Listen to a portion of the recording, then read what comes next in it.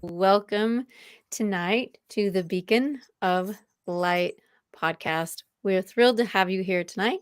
And we have an awesome guest. Her name is Jennifer Holst-Smith. And before we start talking to her, let's jump into this. I'm April Tribe Juke. Welcome to the Beacon of Light podcast. I believe we are all made with light, and light is hope. This podcast brings authors who write stories of hope to all of you. Your journey to be inspired and amplified by these stories starts now. And we're back. Thank you all for popping in here live tonight. And if you have any questions for Jennifer, go ahead and drop them down. I'll see if I can pull them up. And let's just see how the flow of tonight really goes through. Thank you again for being a part of the Beacon of Light podcast. So, Jennifer, tell us a little bit about yourself. Well, first, I just want to thank you for having me here tonight. It's exciting and a little nerve-wracking. But I'm very, very happy to have been able to join you. So thank you for this opportunity to share my wisdoms, my experiences, and everything else. Honestly, this book came about. I mean, I'm a mom, a friend, a wife, and the past few years have been a little crazy, as we all kind of know. And this book came about because of some of the crazy that's been going on in my life over the past, actually 5 or 6 years, to be honest. And I kind of lost myself. I feel like I fell down a rabbit hole with all these things going on, and I needed something to get me out of it. And I came up with an idea for this book called Warrior Fit. Being fit isn't just physical. And that's what gave me purpose to come out of that hole and find myself again. Wow. And I wanted to share that. It's great to see that sometimes when we get stuck in that rabbit hole, there is a way out, and it's probably varied and different for so many people. And congratulations on getting out. I'm sure that there's days where we fall back in, but that's okay. Oh. That is okay. So, Warrior Fit. Let's pull that title up here so everyone can see it. And you see running on the ticker underneath a way to contact Jennifer through her email. And so tell us a little bit about how the title came about. So the title came about, it's funny because the title changed many times, and I can't even tell you what it once was. But in order to be strong and to deal with life and change, I needed something that was going to describe that. And so a warrior to me is somebody who gets through things, lots of perseverance. And that's what I feel like you need going through life right now. And I figured being warrior fit it kind of described me. I can do a lot of physical things a lot easier than I can do other things. And then that's where the rest of the book title came from, was being fit to me wasn't just physical. There was a lot of other parts of me that needed to be fit too. And that was the emotional, mental, and spiritual part too. And I really hadn't worked on those in my life. I really just worked on the physical. So that's how the book came about, and that's where the title came from. And warrior kind of sounded badass. I wanted to feel that way, and that gave me strength. If you ever, I don't know who is watching, but if anybody remembers Wonder Woman, I used to watch her when I was a little girl, and she to me was a warrior. And I just loved the way she looked and her stance. It was just very powerful. And so again, the warrior was looking to come out. Wow. How did it actually emerge? What happened? You mean the book itself? How did it come to be? Or your own inner warrior? How did that actually come out? Well, just writing this book was something that I wanted to do and I couldn't do it. I just wouldn't let myself do it. All the fear behind that, doing something that you had never done before, being told you couldn't do it, being told all these different things came up, and it was kind of like you had to get beyond that weakness that you felt. Are you worthy enough to write a book? Who are you to be writing a book? So it was kind of doing her turn, the Wonder Woman turn, and saying, "I got this. I can do it." And it took me a long time, and honestly, I failed at one point. I actually started writing my book, and I lost it. The My computer got a virus, and I had to start over again. And so, but it took me a little while to get back on that horse and start writing it again, because it it was, again, was that a sign that I shouldn't be doing this, or I'm not worthy to be doing this? And I had to start over again and start trying to climb that ladder. Boy, it is a challenge when you have those, well, I can say it this way, maybe a different perspective. The first thing that you wrote out was exactly what you needed to do in that moment.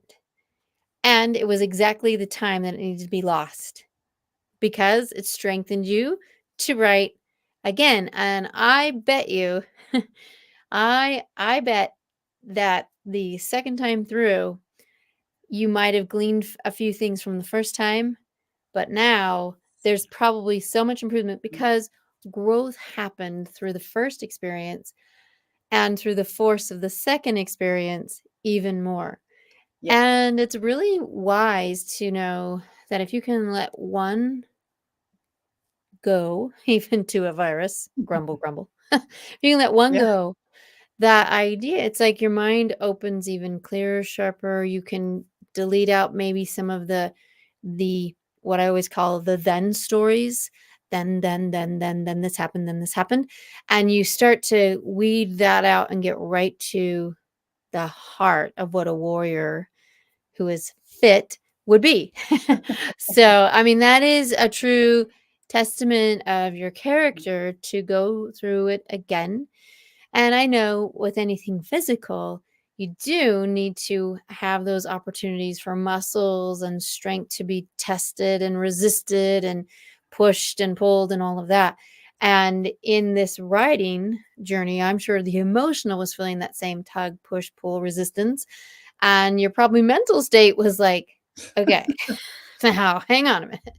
So that is something that is a great opportunity for true growth. So Yes. congratulations on that. So how is the book structured? Is it just chapter by chapter? Is it story based? Is it like if I opened it up, I would see exercises from my mind, my emotion? Okay. Share a little bit. So the way I structured the book, the introduction is a little bit about a child's game called Chutes and Ladders. Some people are familiar with that game, and I kind of see life a little bit like Chutes and Ladders. So you're going along, and everything is good, and you're going up the ladders, and you know life is good. You're on vacation, you get a promotion, and you're just happy. Everything is perfect. And then you roll the dice again, or you spin the spinner, and all of a sudden you're going down the chute, and you don't even know what happened. Your hands are in the air, your hair's flying, and you're screaming, not knowing what happened. And that could be a million things, right? It could be you lost your job, you could have gotten into a car accident, lost somebody dear to you. You just don't even know what happened. And that's kind of where my mind went when I lost my job, and my son moved out of the state. He went across to Nevada, and just like a whole bunch of things were happening at once. And then, of course, COVID happened, and everything was just kind of falling apart a little bit. And I just kept going further down the rabbit hole. And what that really means is just change is happening, and change happens all the time. Uh, some change we want, and some change we don't want, and it doesn't really matter. It's going to show up.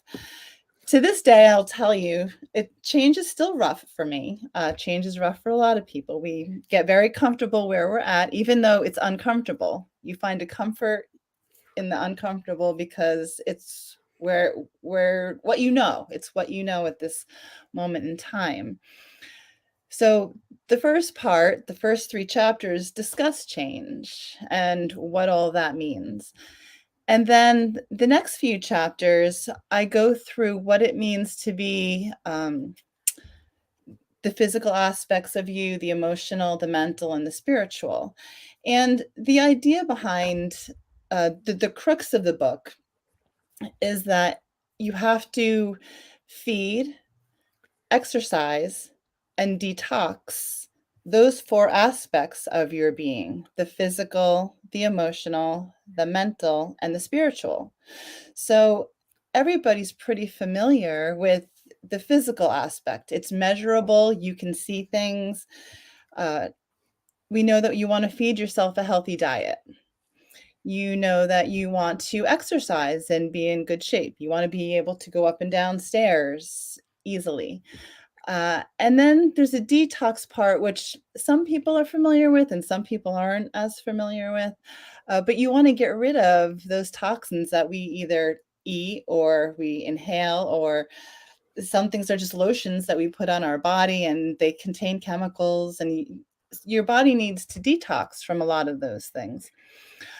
Well, the same thing has to happen emotionally, mentally, and spiritually.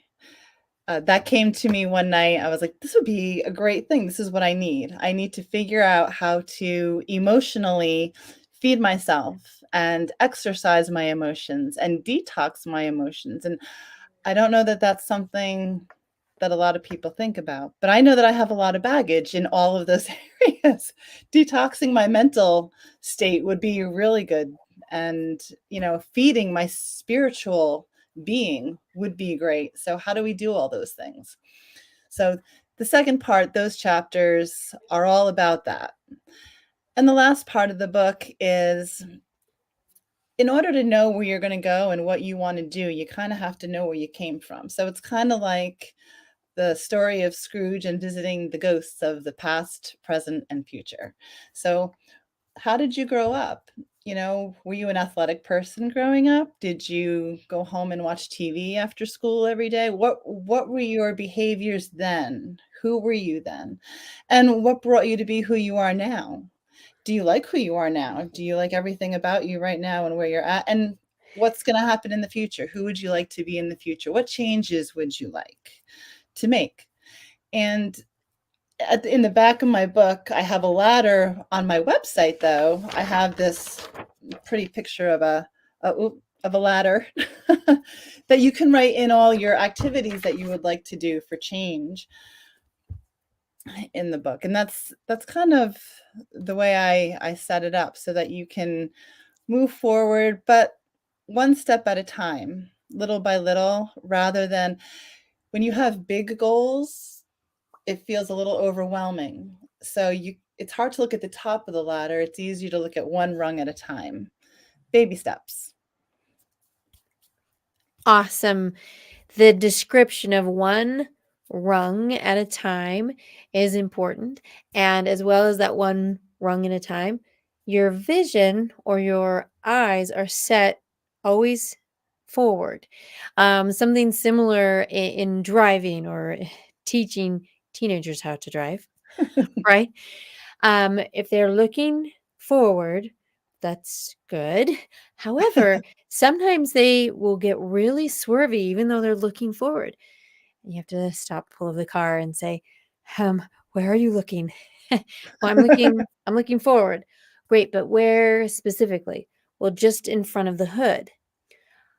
Okay, let's go just a little bit further down the road. Keep looking forward, but further down, and see if that set of goals or that distance, and then you can get there, and then keep looking just that much further, right?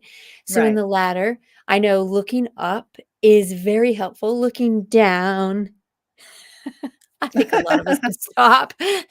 So keep that look, or just a little bit ahead, not over the horizon, because we can't see that far. And I Right. think it's really important, or it's interesting that we can't see quite that far, because we've got to exercise a little bit of our own faith, our own activity. Otherwise, we can sit and just think and stay there and be stuck. But if we take action, whether it is physically or spiritually, mentally, emotionally, take the action to get things started, then that horizon starts to come closer and then we can see even more and beyond. And that really, I liked how you said that with that ladder and putting those pieces together with that worksheet that you have and how you describe it in the back of the book. That is fantastic. So I'm interested to know, have other people who've gotten or who have, purchased your book, have they given you feedback on that? Have they explained a few things about their ladder and what they've put down? I have not heard back about the ladder itself, and maybe it's a little personal, so, we're each on our journey, and maybe they wouldn't wanna share some of those things, although in the future, I'm going to ask and see if anybody is willing to share for perhaps, some updates on things, but the feedback that I have gotten was that it's kinda like coffee talk, it's easier to read, I've gone to a lot of workshops and things, and sometimes it can be overwhelming, and, this is more like a chit chat, kinda going, um, it's not back and forth, but it's casual.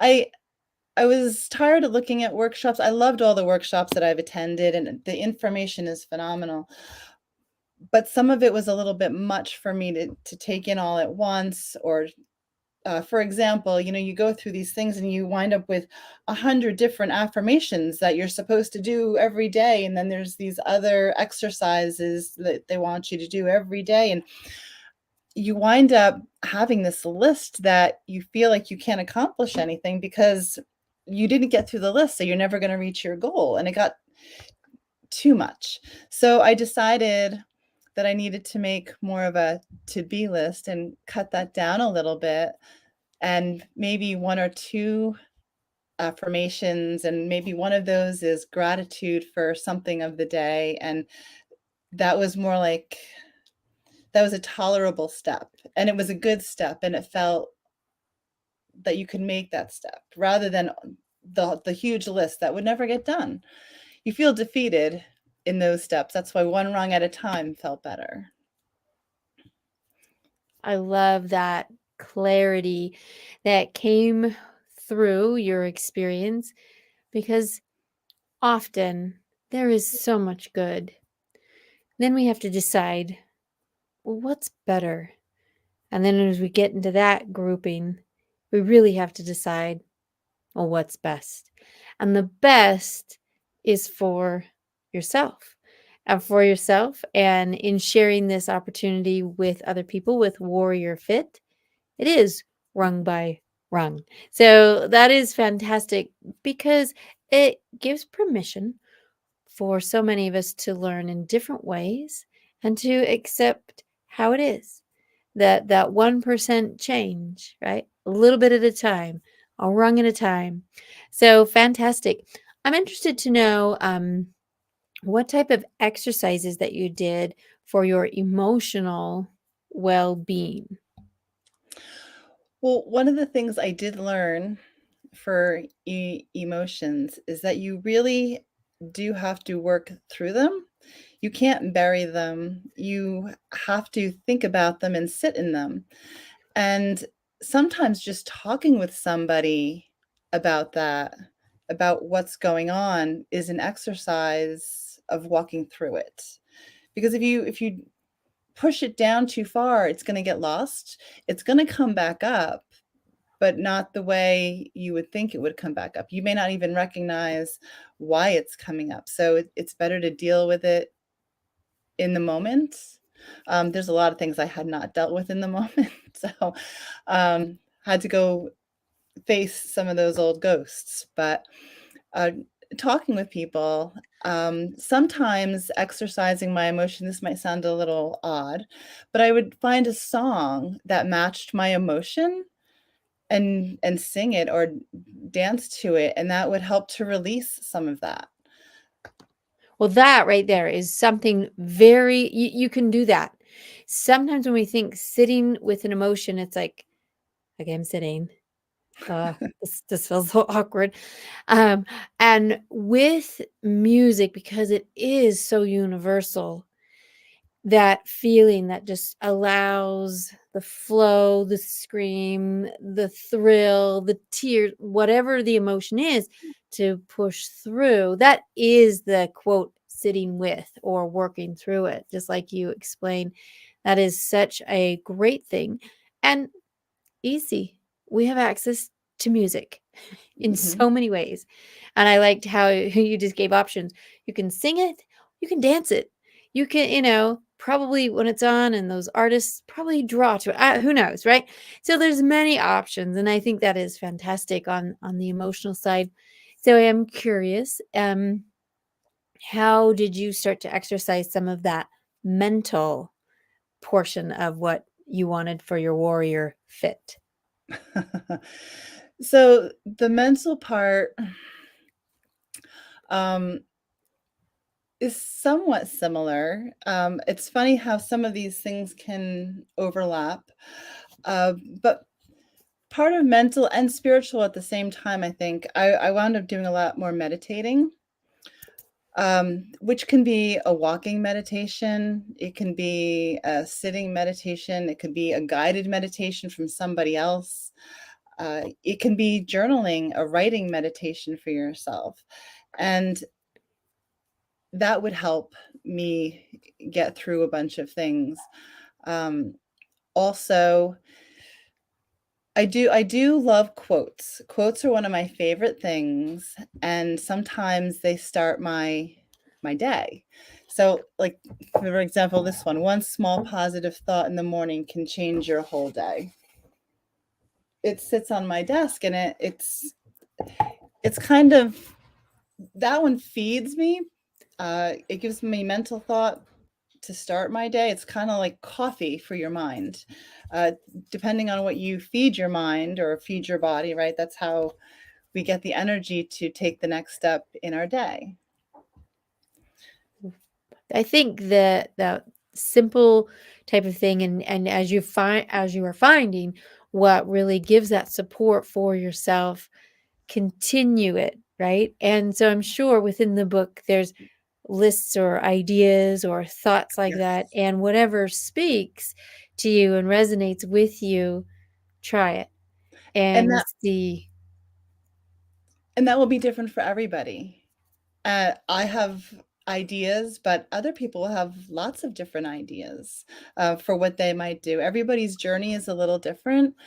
My ideas are just to sort of start the ball rolling, in the little brainstorm moment, and then but everybody has the things that they would love to do. Some people might paint.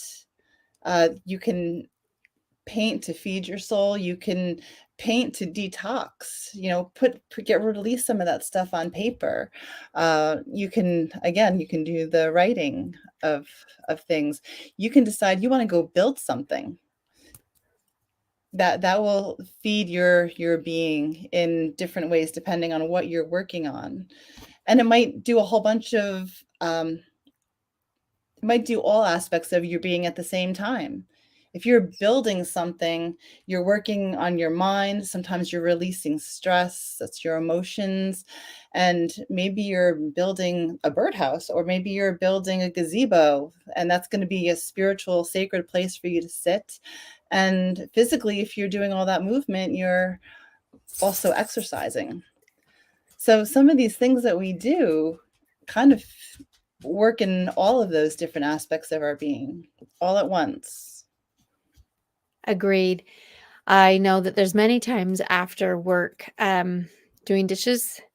Okay, it's helpful, it's positive, it's gonna get stuff out of the way, but it's a moment of thinking or of pondering or something while I'm in motion.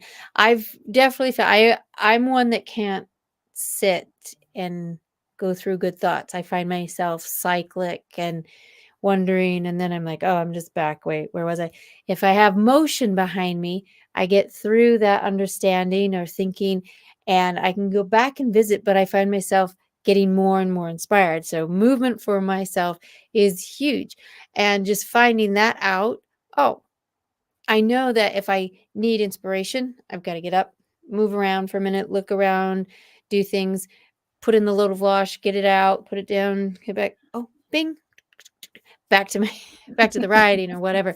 So it is really important.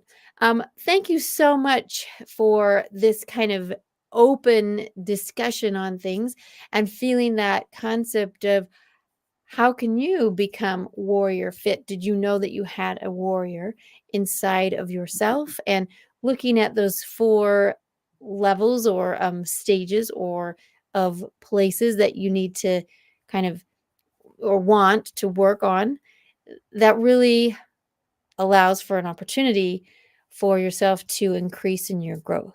So I guess this would be like a final question.